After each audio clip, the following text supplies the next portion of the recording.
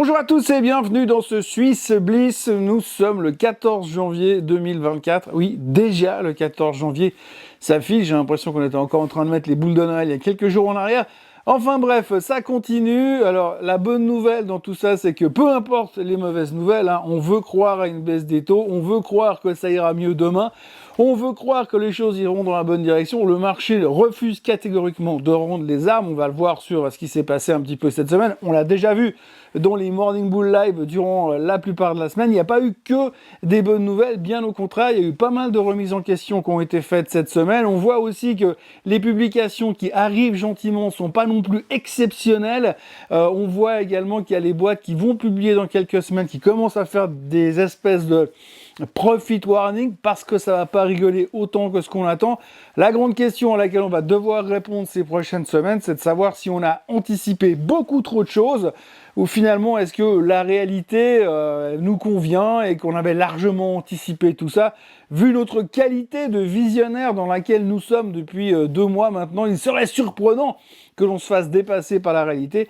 Néanmoins, il y a beaucoup de choses à dire qui sont relativement négatives, mais en tout cas, peu importe comment on peut l'interpréter, comment on veut l'interpréter, peu importe si on veut être du côté obscur de la force, ou autrement dit du côté bearish de la force. Comme je vous l'ai expliqué dans le Morning Bear Live de vendredi, forcément on peut être négatif par rapport à ce qu'on voit autour de nous, mais il y a une chose qu'il faut retenir, c'est qu'aujourd'hui, c'est vrai que l'ensemble de la planète, c'est pas top, l'ensemble des news économiques de la planète, c'est pas top, mais nous, le marché, on s'en fout complètement, parce que Wall Street, c'est Wall Street, et Main Street, c'est Main Street.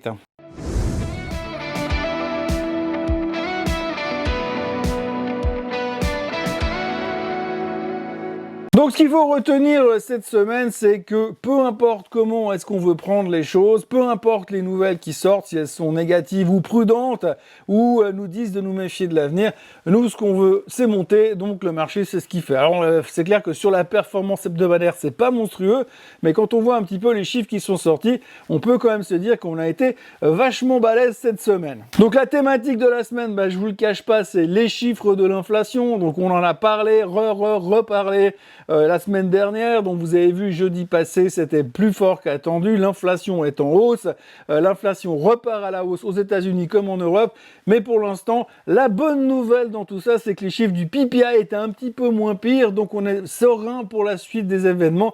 Certains disent même que les relativement bons chiffres du PPI ont compensé les mauvais chiffres du CPI, ce qui font que finalement tout va bien. Donc on peut continuer à espérer que la Fed baissera les taux au mois de mars. Ça, c'est la grande thématique du moment. C'est est-ce que nos prévisions qu'on a commencé à se mettre dans la tête dans le courant du mois de novembre, est-ce que nos prévisions de voir baisser les taux en mars vont être toujours valables et fonctionneront toujours? Ça, on n'en sait rien pour l'instant, mais on essaie de s'accrocher à ça. Il faut savoir qu'avant les chiffres du CPI, on était à plus de 70% d'optimistes qui pensaient qu'on allait voir une baisse des taux en mars. Après les chiffres, on avait baissé quasiment de la moitié, donc il y a de moins en moins de gens qui y croient, mais néanmoins, même s'ils y croient plus, ils n'osent pas vraiment vendre le marché. C'est vrai que si aujourd'hui, vous regardez les résistances des indices principaux et que vous voulez shorter pour essayer de jouer à la baisse, eh bien ça va rapidement aller contre votre sens, votre sentiment, et les shorts se font systématiquement massacrer pour l'instant. Donc il n'y a pas forcément de force vendeuse suffisante, ou en tout cas de négativisme suffisant pour pouvoir continuer à faire baisser les marchés. Donc forcément, quand ça baisse pas, ça monte. Du coup, la semaine se termine relativement bien. Et franchement, quand vous regardez le package des chiffres du CPI américain, pour qu'on arrive à terminer la semaine de manière aussi bonne, eh bien c'est quand même relativement exceptionnel et ça, faut quand même le signaler. Donc pour l'instant, ce qu'il faut bien comprendre et résumer, en fait, c'est que le marché est coincé dans cette zone qui se dit « Oui, on aimerait bien voir un ralentissement du marché parce que si le marché ralentit, du coup, la Fed pourra baisser les taux. » Mais en même temps, on n'a pas envie de voir le marché qui ralentit parce que si le marché ralentit, ça veut dire qu'on va commencer à parler récession et puis on n'aime pas parler récession. Résultat, on est coincé un peu dans cette espèce de zone entre les deux. On aimerait bien que ce soit moins bien, mais en même temps, si c'est moins bien, eh bien, ça sera pire et ça va commencer à peser sur le moral des investisseurs. Donc on essaie de trouver cette capacité à continuer. On verra après sur les graphiques que pour l'instant, on échoue systématiquement sur les niveaux de résistance sur le S&P 500, sur les records historiques. On voit que l'Europe veut s'accrocher encore au wagon pour croire que ça va continuer à monter. Pour l'instant, il y a cet optimisme latent qui nous permet d'être relativement bien disposés. Et la prochaine question à laquelle on va devoir répondre, c'est les chiffres trimestriels. Oui, parce que vous l'avez déjà vu, relativement bons chiffres au niveau des bancaires vendredi. JP Morgan a publié des chiffres exceptionnels. Historiquement, je crois que c'est le meilleur revenu de toutes les banques américaines de l'histoire. Donc les mecs, je sais pas comment ils font, mais ils sont toujours aussi forts. Ça cartonne au niveau des bancaires. Heureusement, parce que quand on voit la performance des bancaires américaines ces derniers temps, on pouvait se dire, s'ils se plantent, ça va faire très très mal. Mais non, tout va bien du côté des bancaires. Mais ça sera l'axe de réflexion de ces prochains temps, les publications trimestrielles. Et les publications trimestrielles, donc elles ont commencé vendredi. Ça va augmenter encore plus, évidemment, en termes d'activité. Il y aura du monde qui vont publier. Et ce sera un petit peu le juge de paix pour la suite des événements. Et ça nous montrera si ralentissement il y a ou pas. Puisque l'on parle d'inflation, eh bien, on notera quand même qu'en Suisse, le CPI est sorti à 1,7, donc il y a un retour de l'inflation après avoir été à 1,4 le mois précédent. Bon, il n'y a pas de quoi partir en courant parce que quand on voit 1,7% d'inflation par rapport à ce qui se passe ailleurs, on peut s'estimer relativement content, mais il faut quand même le savoir, en Suisse, l'inflation est également remontée et est également repartie à la hausse. Et puis après, encore deux choses qu'il faut quand même bien retenir puisqu'on parle beaucoup d'inflation. Une des composantes de l'inflation, bien sûr, il y a l'effet taux d'intérêt, mais l'autre composante derrière, c'est le pétrole aussi, l'énergie. Alors l'énergie est toujours très très importante et jusqu'à maintenant, ça allait un petit peu mieux parce qu'on avait vu un ralentissement massif au niveau du baril. Et là, depuis quelques jours, avec la crise de la mer Rouge, dont on parle relativement peu dans les médias économiques, eh bien, le pétrole est en train de remonter gentiment à des niveaux qui font parfois un tout petit peu peur. Alors, vous voyez que le repli de vendredi soir était assez spectaculaire sur le baril, puisqu'on est allé chercher les 75 quasiment pour revenir maintenant à 72,68. Mais l'un dans l'autre, ce qu'il faut quand même retenir, c'est qu'à très très court terme, eh bien, on est reparti quand même dans une tendance haussière sur le baril. La raison principale de cet retour à la hausse sur le baril, eh bien, c'est que vous avez vu, les rebelles Houthis sont en train de tirer sur tout ce qui bouge dans le canal qui remonte au canal de Suez, dans la mer Rouge devant l'Égypte. Résultat, les Américains s'en mêlent, les Anglais s'en mêlent, ils ont été bombardés le Yémen pour aller massacrer les rebelles Houthis, en tout cas leur base de lancement de drones. Bref, c'est quand même une espèce de guerre qui se déclare là-bas et ça crée des tensions inévitables dans la région, ce qui fait que ça n'aide personne. Et vous voyez que vous avez ce baril de pétrole qui repart à la hausse. Alors, bien replié vendredi, ouf, j'ai envie de dire, mais si ça venait à casser ce triangle à la hausse, alors là, je vous dis pas où est-ce qu'on pourrait aller de nouveau. Première étape, la moyenne mobile des 200 jours, mais alors après, la porte sera ouverte à toutes les fenêtres, surtout s'il y a trop de tensions, surtout si l'Iran venait à rentrer dans cette crise également, ce qui n'est a priori pas le cas pour l'instant, mais on ne sait jamais. Et puis alors, on terminera avec l'annonce de la semaine, l'approval du Bitcoin. Alors oui, voilà, c'est bon, on va avoir des ETF Bitcoin, en veux-tu, en voilà. Je crois qu'il y en aura 11 à terme, de toute manière. Il faudra choisir le meilleur, celui qui paye le moins, qui vous coûte le moins en termes de frais. Et néanmoins, comme toute l'annonce était déjà faite dans le marché, comme tout était déjà dans les prix, eh bien, il y a eu, aux surprises, une espèce de prise de profit sur le Bitcoin. Alors, j'y connais rien, je ne suis pas forcément le Bitcoin, mais on voit quand même qu'il y avait un bon moment qu'on était chaud patate sur l'histoire. Maintenant, c'est sorti. Certains commencent à dire que certains gros fonds avaient déjà commencé à acheter des bitcoins pour pouvoir anticiper l'annonce. C'est monté beaucoup entre deux et avant que les clients viennent tous souscrire à ces fonds, ils ont commencé à prendre les profits pour pouvoir de nouveau les racheter pour créer leurs fonds. Bref, du coup, beaucoup de mouvements sur le bitcoin, beaucoup d'interrogations, mais ce qu'il faut tenir l'un dans l'autre, c'est que logiquement, très logiquement, il va y avoir ce halving au mois d'avril qui est censé aider le bitcoin, mais dans un premier temps, on peut s'attendre à une faiblesse, puis ensuite une opportunité d'achat pour aller jouer le prochain move qui va avoir le Bitcoin recasser les 50 000 $. Et comme tout le monde le voit à 100 000 ou à 200 000, de toute façon, l'avenir est plutôt rose.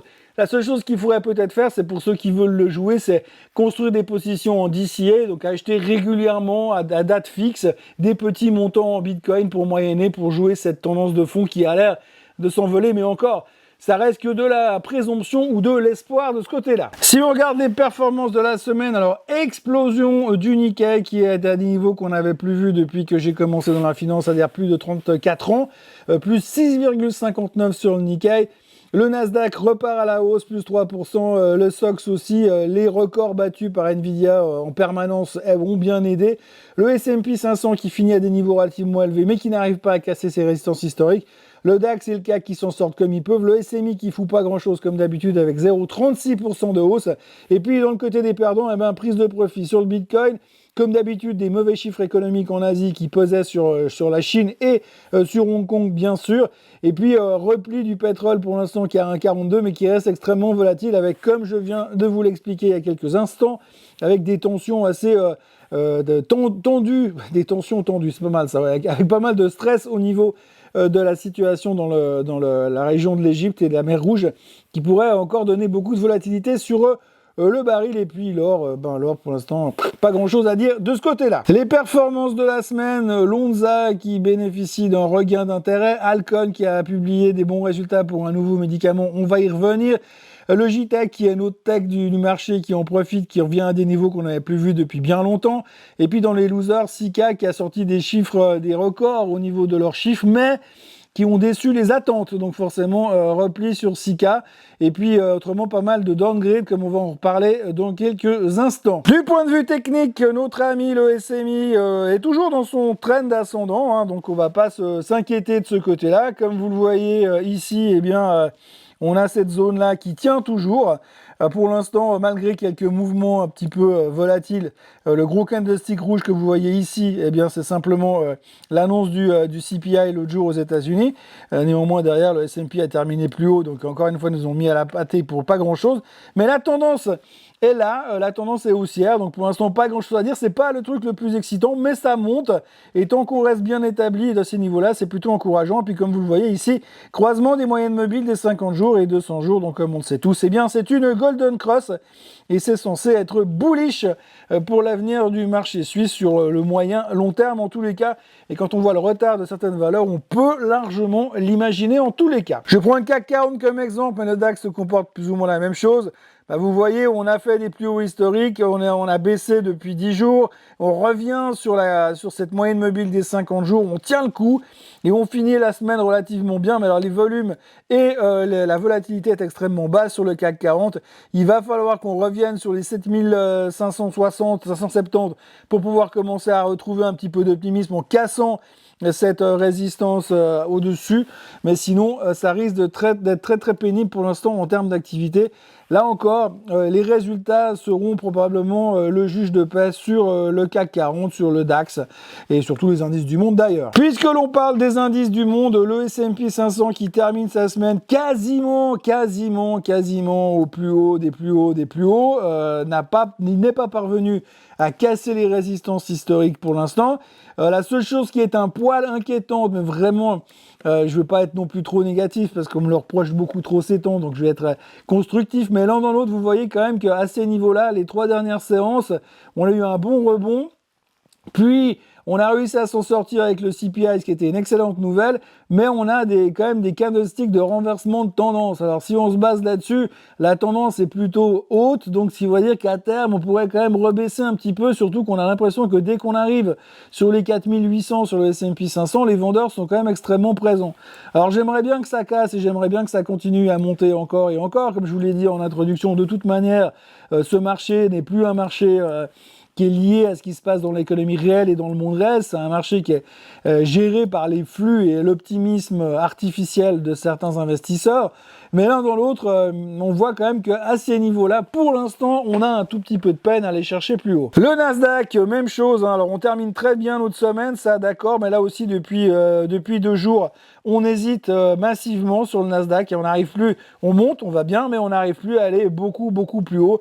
Toujours pas mal de questions et de pression, entre guillemets, sur les valeurs du Magnificent Seven. On n'arrivera pas à aller beaucoup plus haut sans eux. On sent que pour l'instant, vu la performance 2023, les gens ont de la peine à charger encore le bateau, même si Microsoft est devenu la plus grosse capitalisation boursière américaine la semaine dernière, en passant devant Apple. on sent plutôt que c'est Apple qui baisse et Microsoft qui va moins mal, qui permet finalement de faire cette compensation-là. Pour l'instant, on va avoir besoin vraiment de beaucoup d'aide de la part des Magnificent Seven encore, ou alors vraiment que le reste du marché commence à se réveiller, mais pour ça, il faudra des catalystes, et les catalystes, on les aura probablement durant la période de la publication des résultats qui vont commencer la semaine prochaine. Pour autant qu'ils soient au-dessus des attentes, et les attentes sont relativement élevées. Vous voyez que le Semiconductor Index hésite aussi, hein, même typologie que le Nasdaq. Pour l'instant, il faudrait qu'on vienne recasser les 4240 sur le SOX pour dire c'est bon, on est reparti comme en 40. Là aussi, il y a un gap à combler qu'on peut se dire on va aller le chercher. Est-ce qu'on va réussir à trouver la niaque pour aller en dessus? Là aussi, résultats seront le juge de paix. Dans les vedettes de la semaine, on notera qu'il y a SGS, Geberit, Swatch, SIG et Swisscom qui ont été downgradés par plusieurs brokers. Donc on est en phase de début d'année, les gars ils ressortent leur spreadsheet, ils refont leurs calculs et ils en profitent pour dire ouh là je suis pas à l'aise, bam, un downgrade par ici, un downgrade par là. Donc quand vous regardez la performance de certaines valeurs, eh bien celles-ci hier, enfin cette semaine en tous les cas ont pas mal cotisé parce que downgrade sur downgrade. Donc voilà, alors c'est pas non plus des trucs massifs, mais on sent quand même une grosse prudence qui est en train de se mettre en place et que les analystes sont nettement moins optimistes que ce qu'ils ne l'étaient il y a quelques semaines. Donc quelques réajustements de price target, comme on dit dans le métier, mais il n'y a pas que du mauvais puisqu'on notera quand même que Temenos et Lonza ont été upgradés. D'ailleurs, la performance canonissime de Lonza cette semaine est due à des upgrades. Et Temenos, pour l'instant, c'est pas stratosphérique, mais Temenos, non seulement ils ont été upgradés, mais en plus de ça, ils ont signé un contrat avec Deloitte. Et puis aux États-Unis, qui leur permettra d'accéder à toutes ces boîtes financières qui ont besoin de leurs services de software.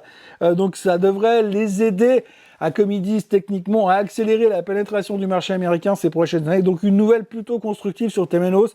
Temenos qui finissait relativement bien la semaine, mais qui mérite peut-être un petit peu plus d'attention avec ces bonnes nouvelles qui sont en train de lui tomber dessus. Si vous regardez le graphique de Temenos, hein, vous voyez que ces bonnes nouvelles lui ont permis de terminer la semaine au plus haut, puisqu'on termine quasiment à 80 francs suisses. Les upgrades aussi ont bien aidé cette semaine, donc on part sur un gain net de quasiment 10 balles sur toute la Suisse. Et puis là, comme vous le voyez sur le graphique, ça ressemble, on va pas dire que ça ressemble à Nvidia, mais disons qu'on a l'impression qu'on a hésité pendant un moment et que là, on est en train de repartir à la hausse. Alors, on va pas faire comme ça. Chercher celui-ci et puis ensuite, on va remonter sur celui-là. Vous voyez que le point extrême ici à 82 sera assez intéressant à observer. Si on arrivait à passer en dessus ces prochains temps, eh bien, on pourrait aussi voir une accélération de Temenos à la hausse. Sans oublier qu'à ce niveau-là, là que vous voyez en 2021, je rappelle quand même qu'il y a pas mal de fonds d'investissement qui étaient chauds patates pour faire un takeover sur Temenos. Donc on est juste la moitié moins cher. Donc qui sait, peut-être que certaines choses vont se bouger ces prochains temps. Novartis, oui encore Novartis, on parle beaucoup de Novartis ces temps. La première chose de Novartis, c'est tout d'abord qu'ils ont fait des grosses avancées sur un médicament contre la leucémie. La demande d'approval devrait arriver tout soudain, donc ils sont dans le côté positif de ce côté-là. Un nouveau truc dans le pipeline. Et puis l'autre chose, c'est que on a eu des rumeurs durant la semaine comme quoi ils étaient sur le point de racheter une boîte qui s'appelle Cytokinetic, rumeur annoncée par le Wall Street Journal. Et puis en fin de semaine, la rumeur a été démentie par le même Wall Street Journal sur Cytokinetic en disant qu'apparemment, il semblerait, on s'autorise à penser que le management de Novartis n'était plus en train de négocier avec le management de Cytokinetic. Alors, ce qui est assez intéressant maintenant, c'est de regarder le graphique de Cytokinetics. Alors, Cytokinetics, c'est une boîte américaine qui fait de la biotechnologie. Alors, vous rassurez-vous, je la connaissais pas avant de vous en parler ce matin, mais peu importe. Mais ce qu'il faut noter quand même, c'est que vous voyez le graphique, hein, c'est quand même assez sympa. Vous avez quand même le 26 décembre un truc qui vaut 45,95. On peut même revenir en arrière. Hein. Le 19 décembre, ça vaut 33 $, ok. Direct derrière, le titre explose. Hein. On passe de 46 à quasiment en un jour à 83. Donc là, ces premières rumeurs arrivent. On en parle encore en début de semaine sur le Wall Street Journal. On l'a fait monter à 108 parce que c'est quand même vachement cool. Le artiste, ils vont certainement payer 150 $. Et puis là, donc le Wall Street Journal on parle, on va chercher un pic tout en haut. Et puis après, le Wall Street Journal, il démonte. Hein, d'accord ? Bam ! Voilà. Alors, il n'y a rien de spécial, rien n'a été confirmé, infirmé, blablabla, etc. Et ce qui est assez hallucinant quand même, c'est que sur deux nouvelles d'un journal, vous arrivez à faire des trucs pareils et que finalement, rien ne se soit passé à la fin. On peut quand même se poser des questions On sait bien que la SEC est occupée à faire d'autres choses en ce moment, mais en tous les cas, c'est juste pathétique ce qui s'est passé sur Cytokinetic et probablement que ça n'est pas terminé. Novartis, bon Novartis ça n'a pas changé grand chose pour eux, hein, mais ça continue de monter par rapport aux bons commentaires des derniers temps. On a été comblé le gap ici. Comme je vous le dis souvent sur Novartis, c'est un titre qui fait du range. Donc voilà, le range il se situe là dans la zone des 93. Là, on est 91. Je pense que sur une accélération, j'aurais plutôt tendance à vouloir jouer la prise de profit et jouer un petit retour. Et si elle venait se reposer, elle a laissé un gap ici. Donc pourquoi pas revenir ici sur les 86-80. Donc si je devais faire un scénario, j'attendrais qu'elle monte à 92,5. Je vendrais là.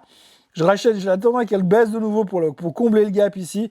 Et je rachèterai pour jouer le prochain move à la hausse. Comme ça, présenté comme ça, comme vous pouvez le voir. La bourse, c'est quand même vachement facile. Alcon, alors on notera rapidement, alors là je vais quand même lire, je suis désolé de quitter la caméra des yeux pendant un bref instant, mais il faut quand même lire le truc. Donc Alcon a démontré qu'il avait développé un nouveau produit qui s'appelle le AR15512, qui améliore la production de l'arme pour étancher, pour éviter les problèmes de sécheresse oculaire.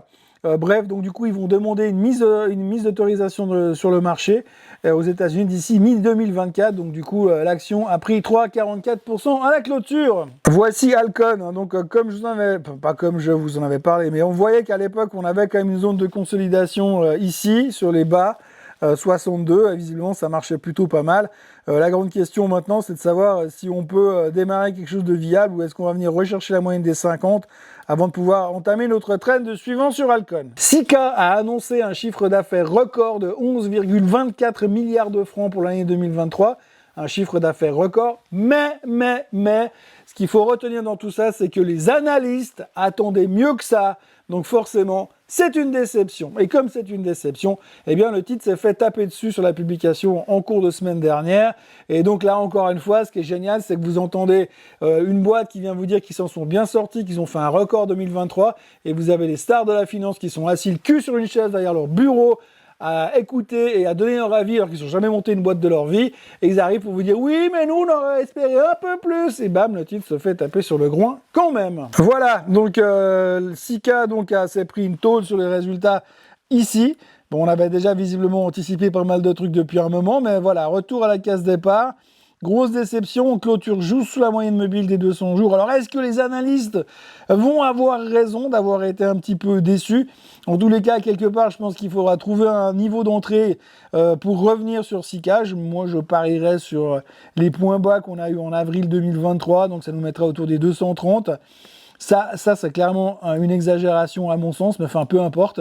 Donc voilà, à surveiller attentivement, parce que l'un dans l'autre, si on regarde vraiment empiriquement, eh bien, c'était comme une belle année pour Sika, et je serais le manager, je serais un tout petit peu frustré de ce qui s'est passé cette semaine. La recommandation de la semaine, c'est Bank of America qui ajuste son price target sur Nestlé. Alors, je vous rassure, ils restent sur buy. Hein. Aujourd'hui, ils ont un target à 126 francs suisses. Aujourd'hui.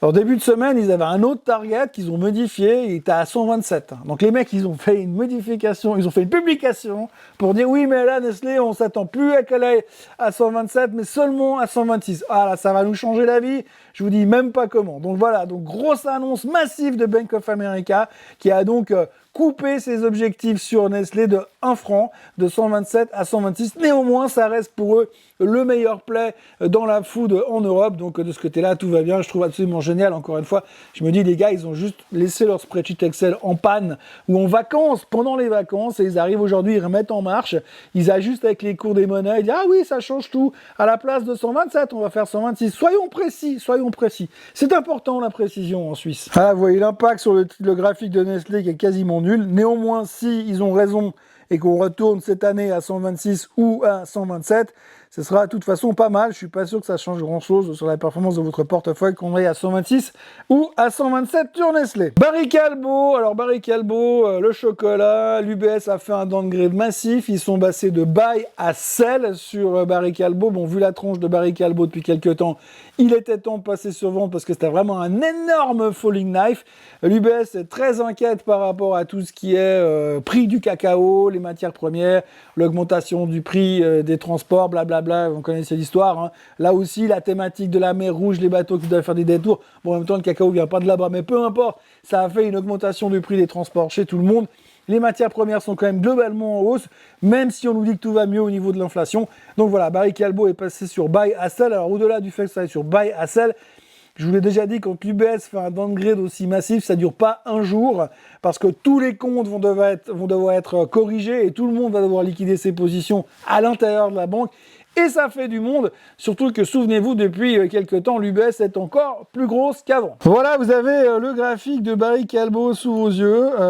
Donc voilà, hein, si on regarde juste tout simplement depuis les hauts de 2021 à 2366, nous voici donc à 1270, et là l'UBS donc décide de passer sur Sell sur Barry Callebaut, donc effectivement c'est un falling knife, hein, depuis le temps qu'on baisse là. Je sais pas où c'est que ça va s'arrêter, mais c'est pas super rassurant. Les gars, si vous voulez faire quelque chose de bien, il va falloir commencer à manger du chocolat. Le graphique que je vous montre à l'instant, c'est Comax. Comax qui a fait un profit warning la semaine dernière à l'approche des résultats.